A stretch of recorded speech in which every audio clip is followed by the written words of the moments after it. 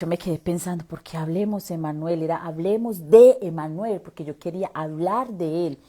Y cuando empiezo a preparar la información, siento que me dice, con la información que está preparando, me dices que no vamos a hablar de mí, van a hablar conmigo.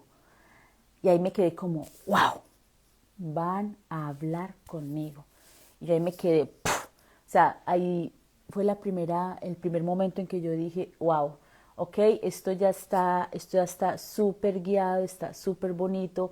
Entonces vamos a hablar no de Emanuel, sino con Emanuel. Hablemos Emanuel.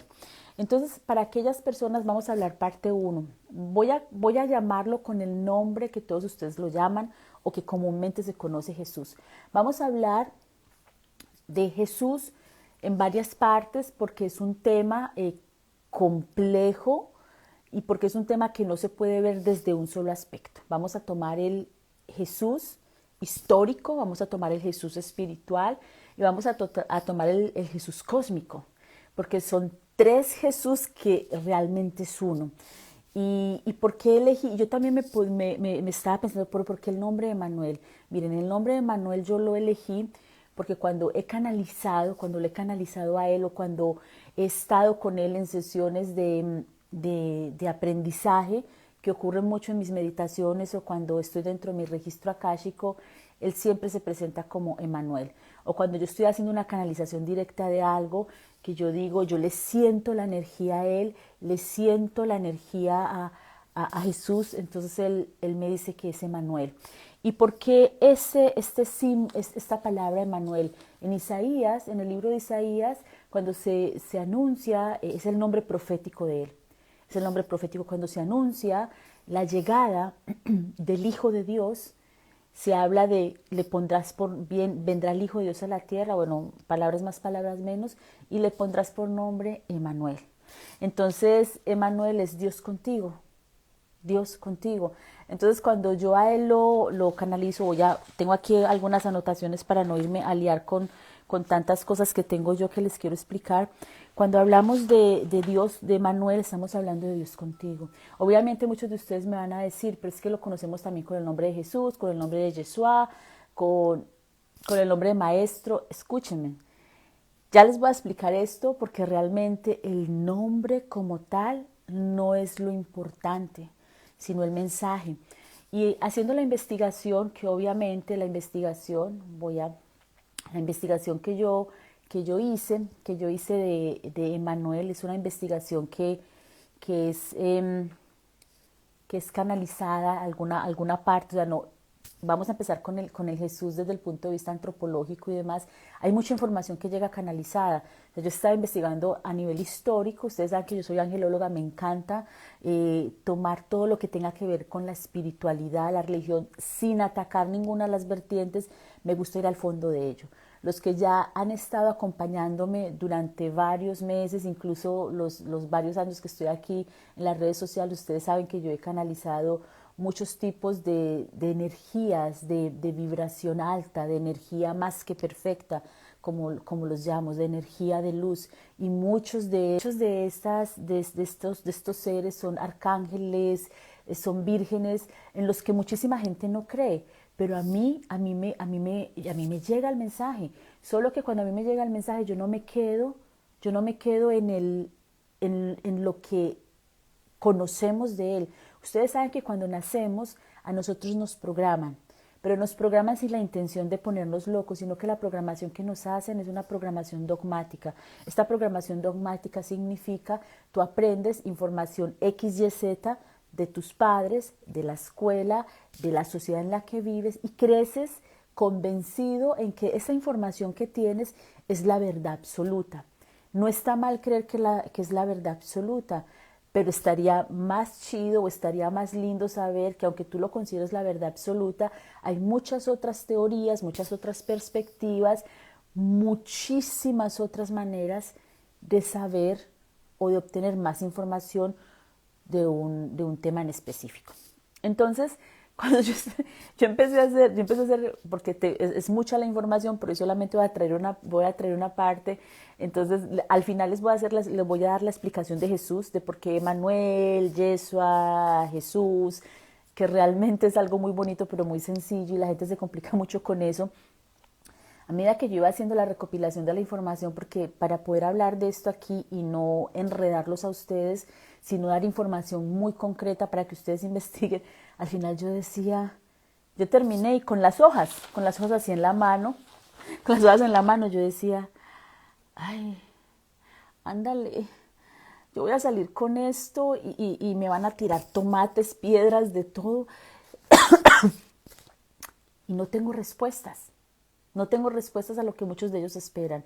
Y nuevamente aparece la voz, aparece Emanuel y me dice, y me inspira, no me lo dice directamente, sino que me inspira algo muy bonito que les quiero compartir. Y es lo que voy a iniciar con esa frase. Jesús no es la respuesta. Jesús son todas, absolutamente todas las preguntas. Escúcheme muy bien y se los repito, esta frase no es mía, me llegó por inspiración, pero esta frase es de él, porque yo decía, yo bueno, yo estoy viendo esto y mientras más investigo y más estoy, le aparecen más patas al gato, pero son muy lógicas. Y él decía, por inspiración, Jesús no es la respuesta. Jesús son todas las preguntas. ¿Y por qué son todas las preguntas? Jesús son todas las preguntas por algo muy sencillo, porque tú no puedes ver a Jesús. Voy a empezar con el nombre Jesús.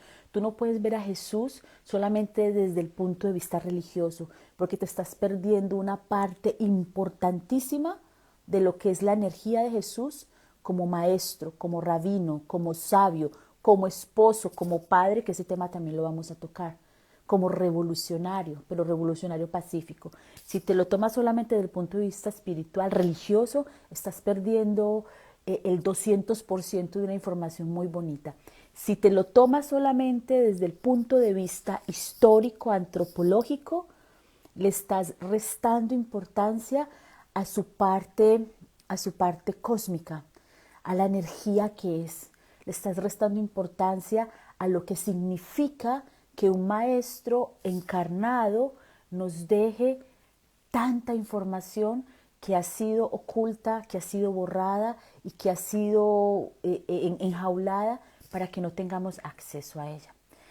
Y si nos quedamos en el Jesús cósmico, le vamos a restar importancia. Bueno, el Jesús cósmico es impresionante, que también lo vamos a tratar, pero le estamos restando importancia al Jesús terrenal, al histórico, al que también fue un hombre como tú, como yo. Vamos a hablar de hombre como a nivel general, a la persona, al que tuvo dolor de cabeza, al que tuvo sus inconvenientes, sus conflictos duales, y le estás restando importancia a eso, que es muy importante para nuestro avance. Entonces a Jesús hay que mirarlo desde varios puntos de vista, y esa es la propuesta que yo les voy a dar a ustedes. Les voy a dar a ustedes como propuesta que lo miremos juntos desde diferentes puntos de vista.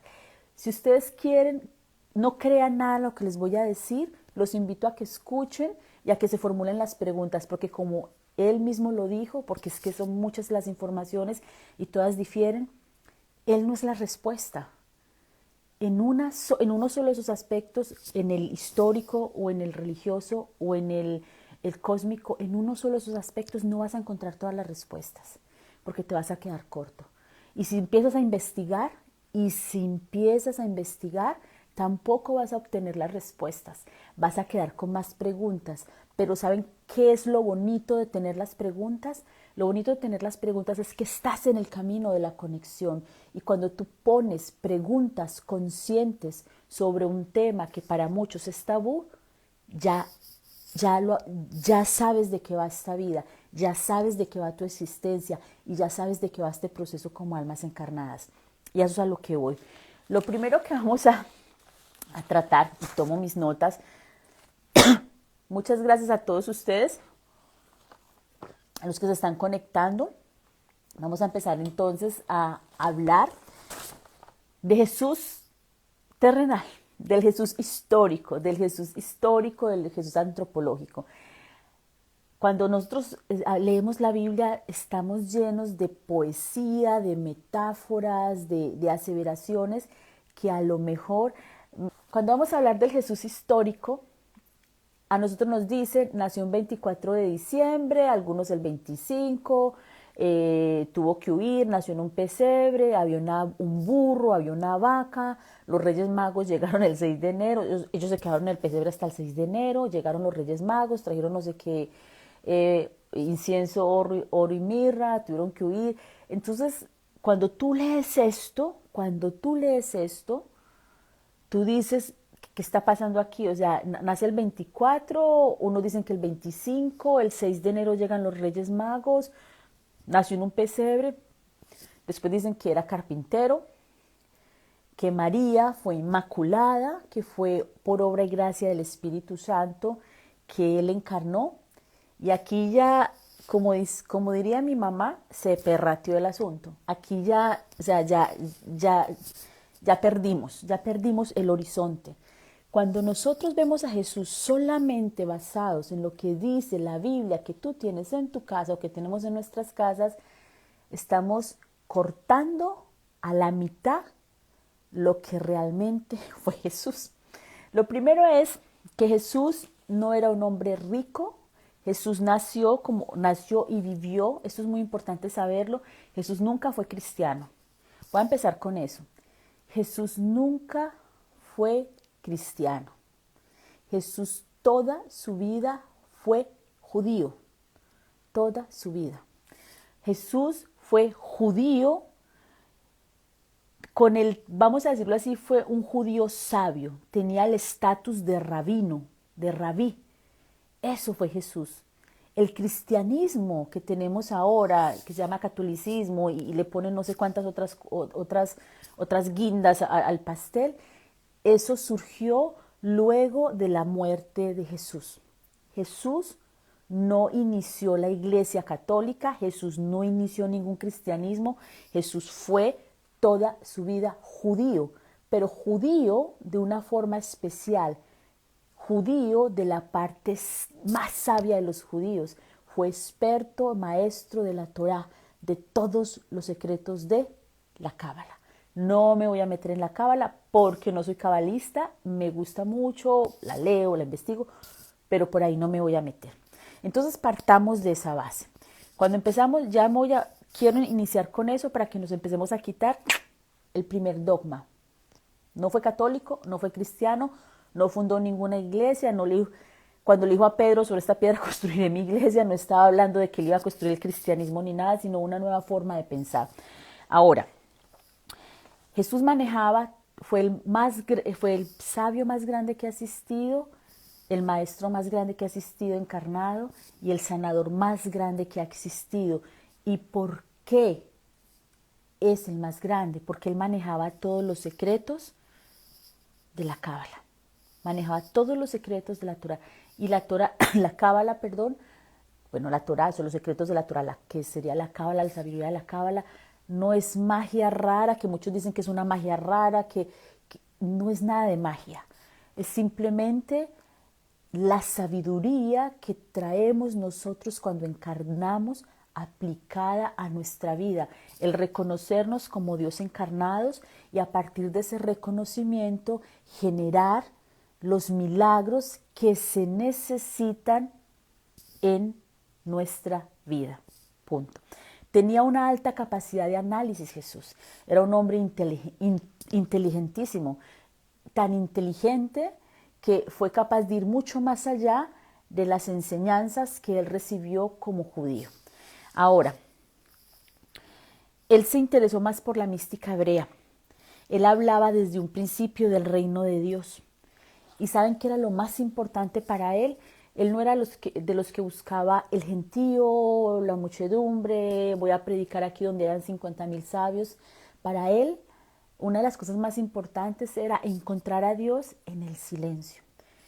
Ustedes incluso en la Biblia se puede remitir a muchos pasajes donde hay muchas cosas muy lindas escritas y una de las cosas que más se repiten es él siempre se apartaba de sus discípulos, se apartaba de su mujer, se apartaba de su madre para estar en silencio, para estar con Él mismo. Y es aquí donde nosotros ya también nos vamos perdiendo, porque si nosotros no estamos todo el tiempo rodeados de 1 millón de personas, no sabemos estar. Encontrar a Dios es cuando tú estás contigo mismo, porque eso era una de las grandes enseñanzas de él. Dios está dentro de ti mismo. Ahora, en la Biblia hay muchas cosas que son ficción, y lo que hace la antropología y la historia es no atacar la Biblia, sino a partir de estos hechos, de esa ficción narrada en la Biblia, empezar a investigar al Jesús desde la historia, desde la antropología. Vamos a irnos al tiempo en el que nació él. En el tiempo en el que nació él, los romanos se habían expandido por lo que se conocía en ese momento como el mundo occidental, y estaban en una, bueno, parecido al señor de allá del este, que anda de allá de ese país grande que no les voy a nombrar el nombre, no les voy a nombrar el nombre, qué redundancia, que anda invadiendo todo lo que se le ocurre y que anda haciendo matazones, y que no me estoy riendo porque me suene a chiste, sino porque es que esto ha ocurrido desde el inicio de la humanidad y sigue ocurriendo. Los romanos invadieron muchos de estos sectores, muchas de estas partes, subyugando a las personas, maltratándolas, denigrándolas. Y Jesús nació en un pueblo muy pequeño. Jesús de Nazaret nació en Nazaret, en un pueblo muy pequeño, era de Nazaret, creció en Nazaret, perdón, nació en Belén, creció en Nazaret.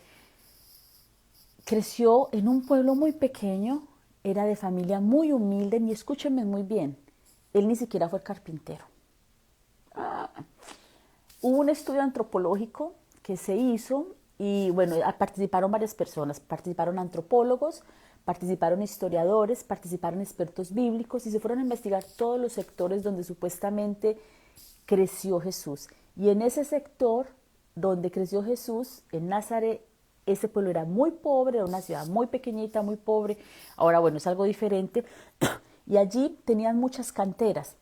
Y se dice que la palabra, recuerden que la Biblia, los libros originales, lo que conocemos como los textos sagrados, no fueron escritos en español, ni en inglés, ni en nada de eso. O sea, los idiomas originales, bueno, que el griego, después el hebreo, que el arameo. Entonces, la primera lengua que se conocía, que se podría popularizar, era el griego, por decirlo así. Entonces, hay una palabra dentro del griego antiguo que era tectón. Y esa palabra, dicen los estudiosos, que fue mal traducida, porque tectón, lo traducen como carpintero, y tectón no se traduce como carpintero, sino que tectón tectón son las personas que trabajan con piedras, canteros.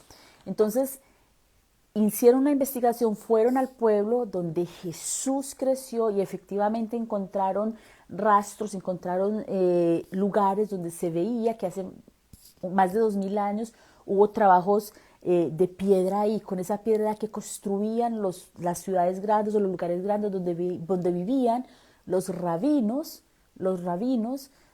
que trabajaban para Roma. No, un cantero no es un minero, un cantero es una persona que extrae, porque los mineros van dentro de la tierra, los canteros cogen de afuera la piedra y la están todo el día ahí con cincel dándole, sacando pedazos de piedra, y con esa piedra caliza o qué sé yo, el tipo de piedra esta, con esa piedra construían las casas o construían los palacios. Entonces en la Biblia dice que Jesús adoptó, o que Jesús asumió la labor de su padre, y su padre era cantero, ¿ok?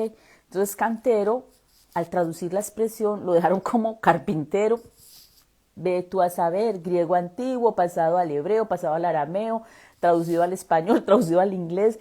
Y ustedes saben que de traducción en la traducción, los que manejan varios idiomas saben que con cada traducción se pierde la originalidad de lo que se escribe. Estamos hablando de lenguas muertas o lenguas muy antiguas, de las cuales al día de hoy no hay ningún experto que sea 100% que diga yo las sé hablar al 100%, porque estamos hablando de lenguas que fueron hace más de 2000 millones de años. Entonces piénselo un poquito, si es una lengua que ya está muerta o que se ha ido desarrollando, porque el griego antiguo no es lo mismo que el griego actual. Entonces, obviamente hay una variación grandísima y la interpretación da a márgenes de error. Lo de la muerte lo vamos a hablar en la segunda parte, porque esto de si fue crucificado o colgado, hay mucha tela donde cortar. Hice una investigación bien grande, bien buena, y les voy a explicar las diferentes variaciones. En eso vamos a quedarnos en una parte. Ahora,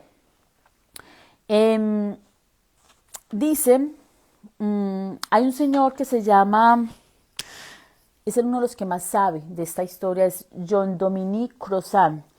Habla de que habla acerca del nacimiento, acerca de la vida de Jesús, y él es uno de los más críticos y dice, primero, Jesús nació en una familia donde María, la madre de él, tuvo 5 hijos varones y varias hijas hembras. Eso se encuentra en los textos antiguos. Hablan de que María tuvo 5 hijos hombres y varias hijas hembras. Jesús fue uno de ellos. Creció, como les digo, en un pueblo donde había mucha opresión de los romanos, donde había, esos tiempos eran tiempos de violencia, tiempos de invasión, tiempos de hambre, tiempos de enfermedad. En ese tiempo la gente no vivía mucho. En ese tiempo la gente, qué sé yo, si era muy grande, vivían hasta los 45 años, 50, si se ponían muy viejos, porque la calidad de vida no era lo mismo que ahora. Incluso estudios demuestran que no eran más grandes de 1,60 m en ese tiempo. O sea, Jesús tampoco era una persona alta, como los pintan en las películas de Hollywood, que lo colocan alto, 1,80 m, ojiazul.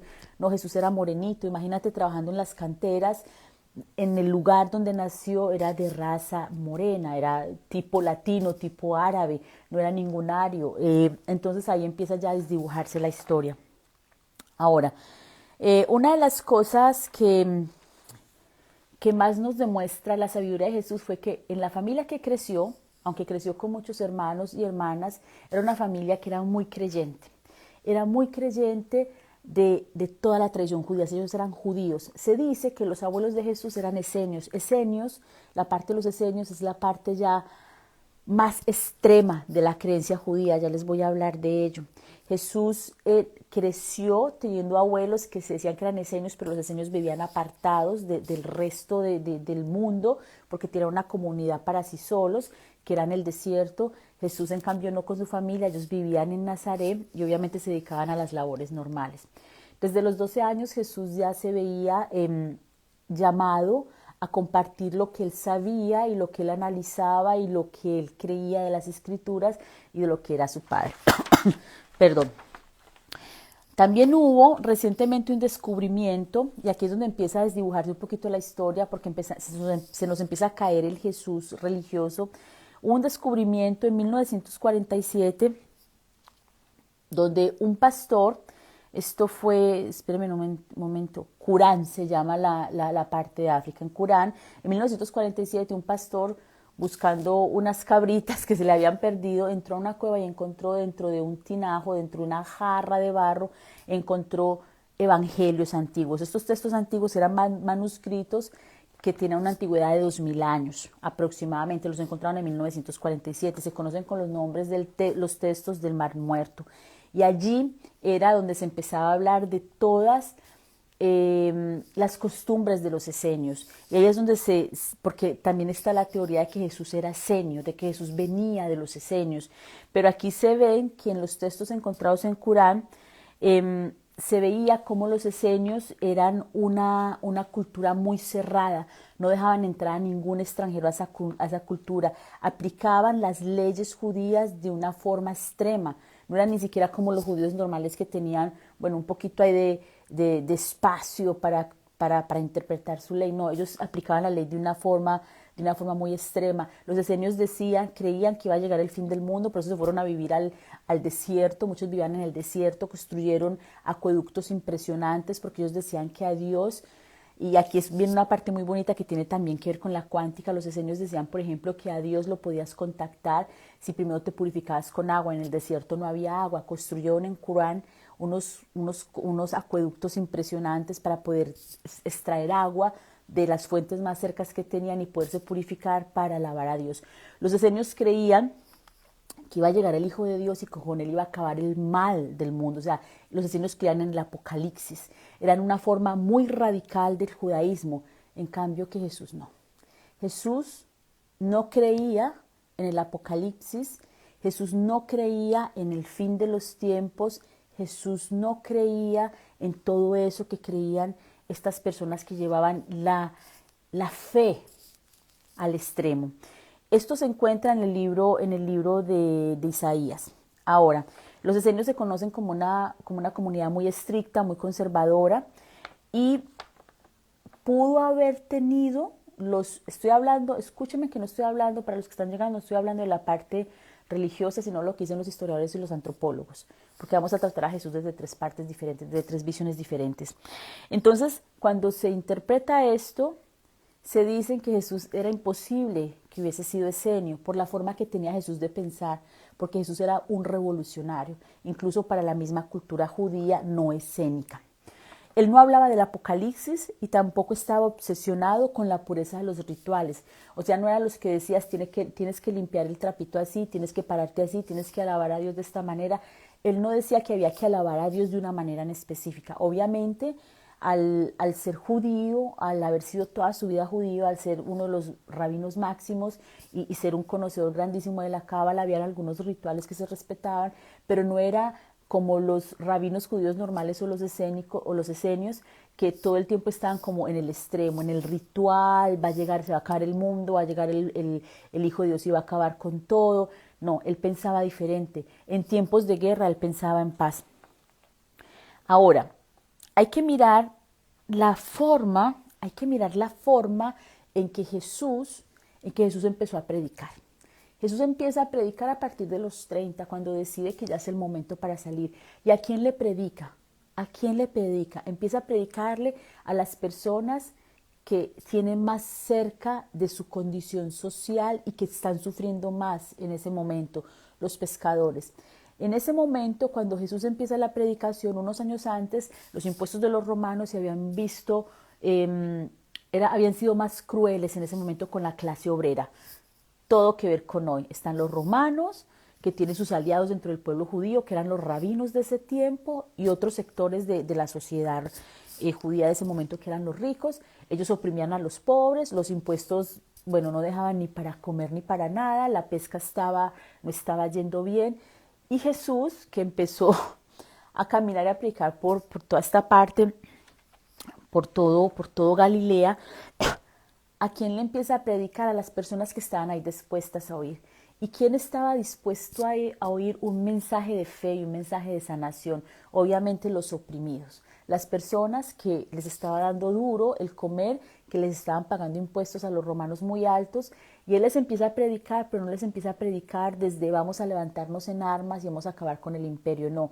Él empieza a predicar desde el amor, y siendo judío empieza a darle una interpretación a la ley y al mensaje de Dios de forma diferente.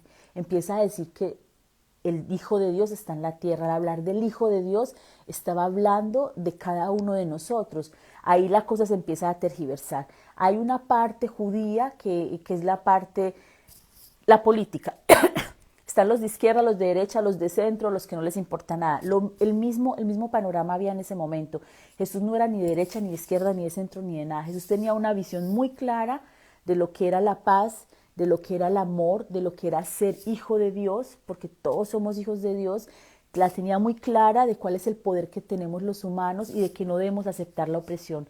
Para Jesús, el imperio opresor era una forma injusta de dirigir, era una forma injusta de guiar. Por eso era un crítico de eso. Entonces aquí empiezan los historiadores a ponernos una imagen de Jesús también diferente a la imagen que nos ha querido vender la iglesia.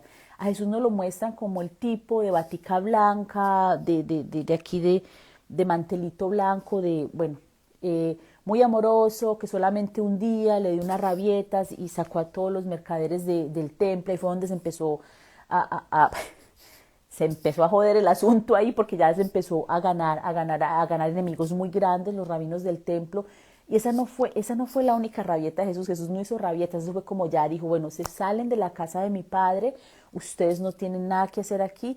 Y él sabía perfectamente que con esa reacción, se le iban a venir todos los poderosos rabinos de ese momento en su contra.